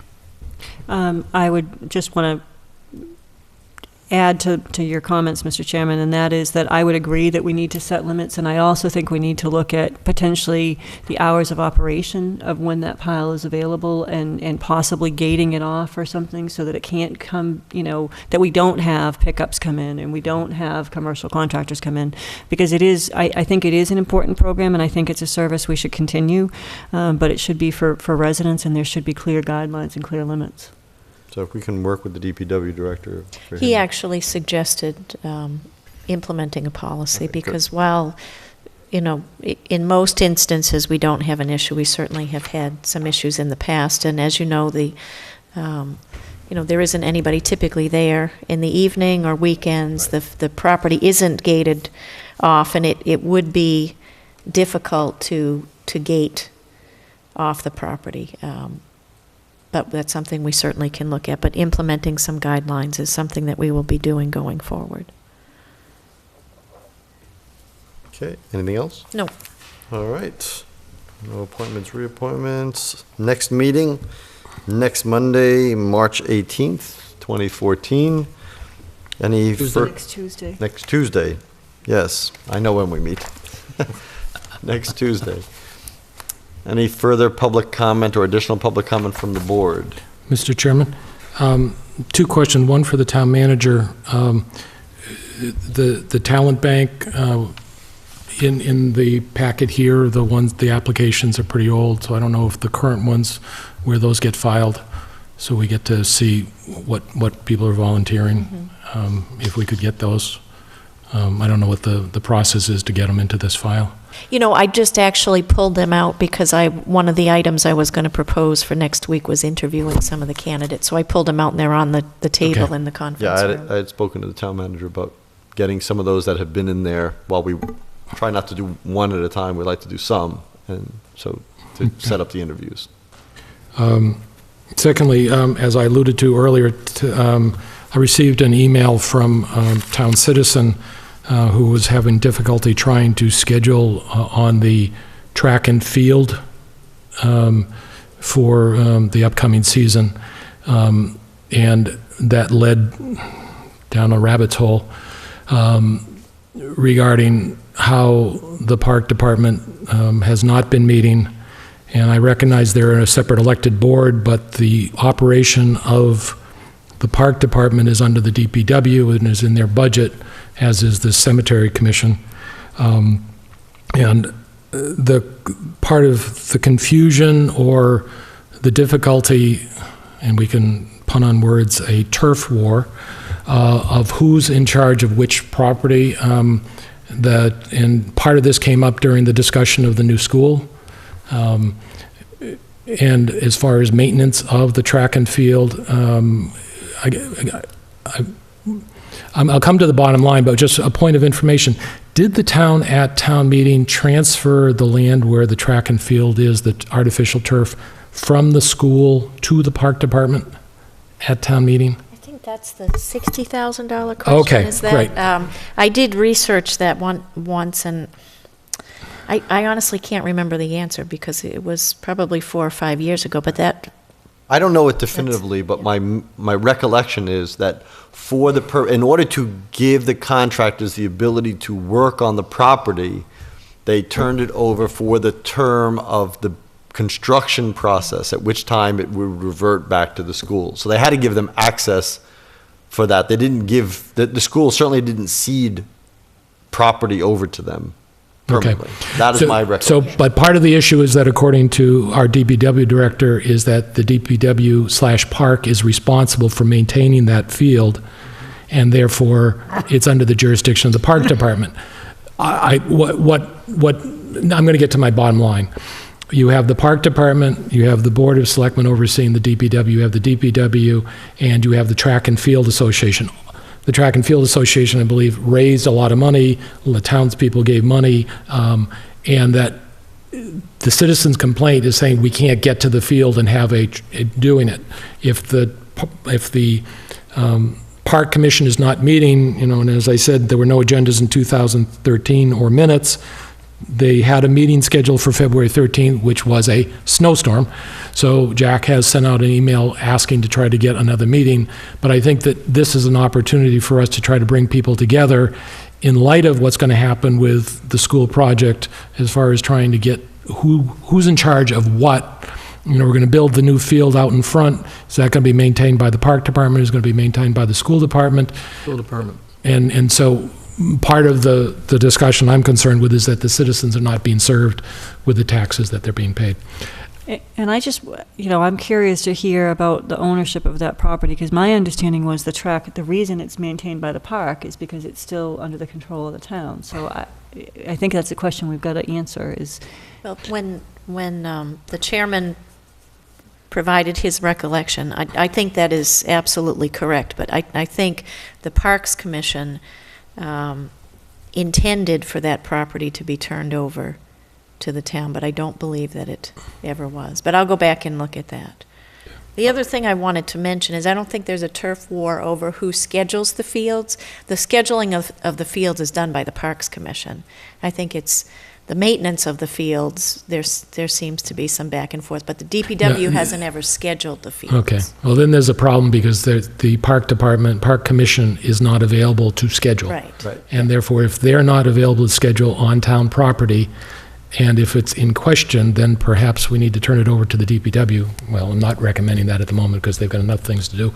But the scheduling may need to be pulled back for somebody else. The town manager has said on many occasions, or several occasions over the years, how that property works as far as maintenance, scheduling, access, responsibility is a real muddle at best.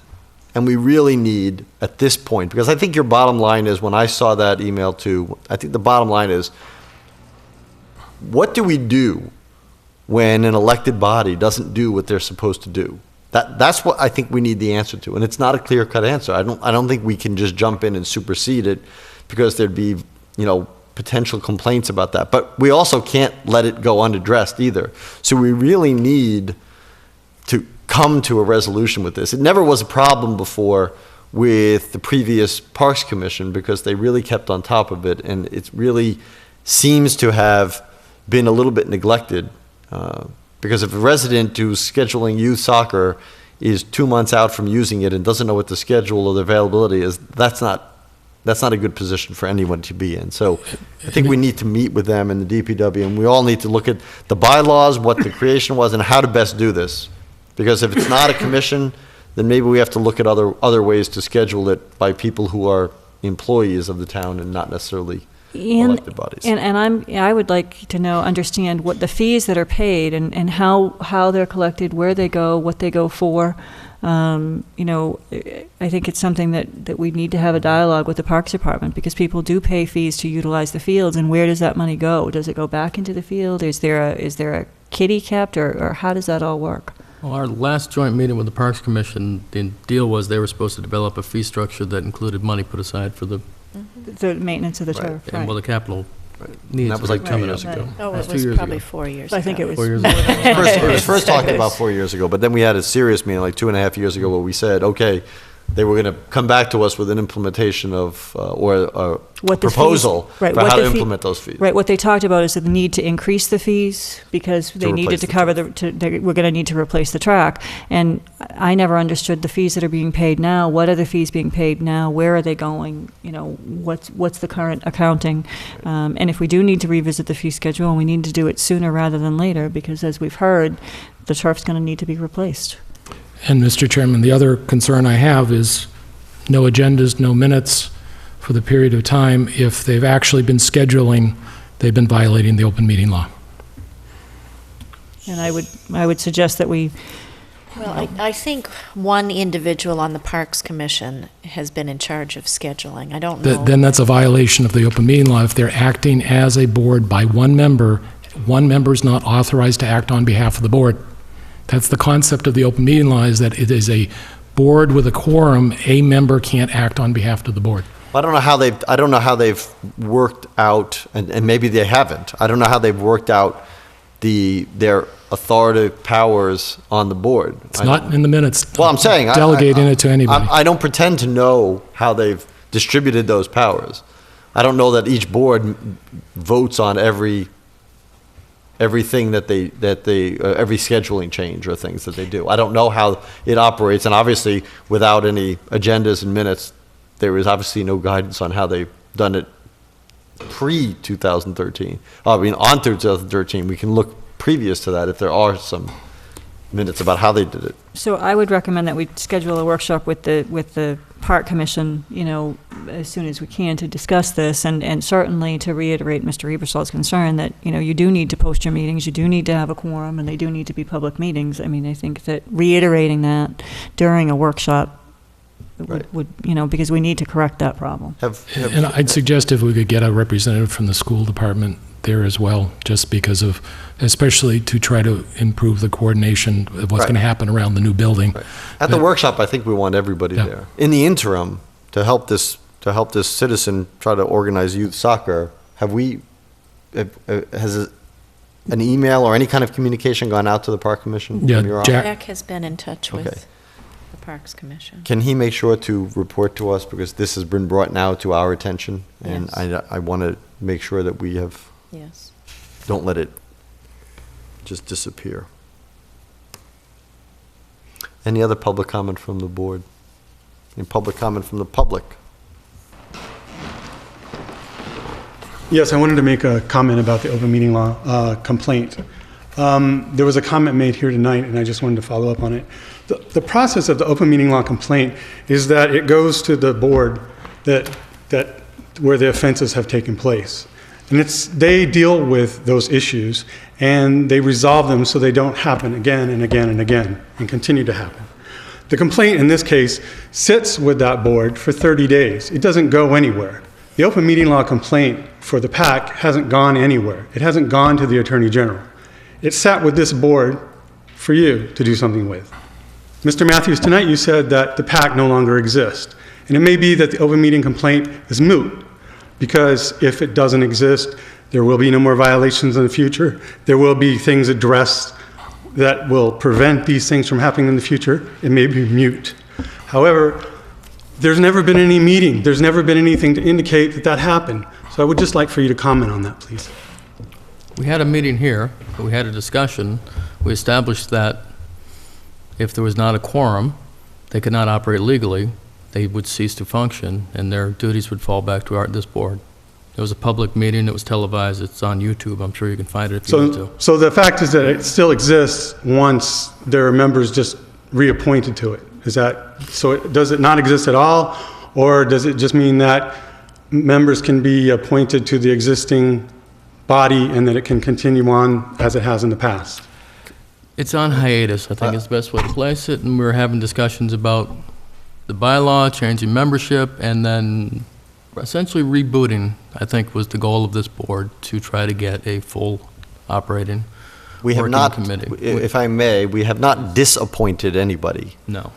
So the people who have not resigned, I believe there are two people, one who has some questionable resignation out there. We don't know if she has resigned or not resigned. No, I think she resigned. She sent an email saying it was... Well, she sent an email at what her intention was, and that would need to be clarified. So Could I have spoken to the individual, and I have communicated it to this board and to Mr. Daniels and anybody else who is interested. I spoke with her personally. She has not made a decision about whether or not she's going to resign. I don't know why this continues to be a question. I think the individual has a right to decide whether she resigns or not. That's not the issue for me. She also did not refuse to be appointed. She absolutely did not refuse to be, sworn into office. I disagree, and I have it in writing, so. All right, but the point is, I'm telling you what the current state is. So we have, whatever members are remaining, there is not a quorum.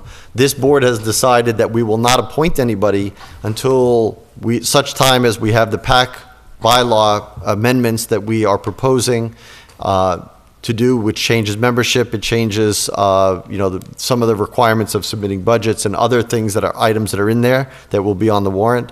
Well, the goal is that it will be taken care of in town. That's the goal. It will be taken care of here.